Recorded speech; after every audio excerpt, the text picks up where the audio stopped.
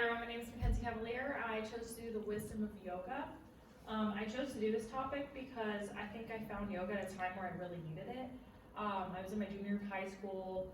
I was changing friend groups a lot, had a crappy boyfriend at the time, but high school relationships are nothing. And then I wasn't sure where I was going to go to college or what I was going to do. And yoga is just something that I feel like has a lot more aspects to it than like your typical running. I don't understand the runner's high thing, so I'll show you why I think yoga has a lot of wisdom to it. Yoga has more benefits than just strength and flexibility. It has mental benefits and spiritual benefits as well. That's my thesis. So first, yoga is spiritual. Yoga is a Hindu discipline. It comes mainly from Hindus and a lot of other cultures in that part. It allows for loving service to God and unites Hindus in the pursuit of moksha. Moksha is kind of like the cycle of death and rebirth for Hindus, as you've probably heard before. It's kind of how you reach enlightenment. So they actually kind of celebrate death in a way. So I feel like yoga is also spiritual to yourself, not just to religions or a deity.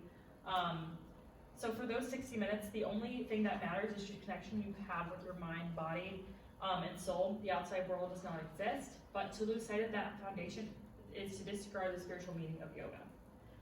Yoga tells us in order to find happiness, we must discover our true spiritual nature. This is a quote by a yoga teacher, kind of relates to this, is yoga is essentially a practice for your soul working through the medium of your body. I really like that because even though it is a physical thing that you are doing, it is a lot of spiritual stuff within. Hindu yoga types, I wanted to add this in here because it kind of relates to the spiritual part of yoga for their background, is they have a lot of different types. They have karma yoga, which is the yoga of action. It is one of the oldest forms of selfless action. They kind of relate it into a way that they're teaching you and they're giving something to you from teaching. It's kind of like a donation or, I don't know, volunteer work in a way. It's one of the main ways that yogis can grow spiritually. Jnana yoga is the path of knowledge. It's something that more experienced yogis find further along in their practice.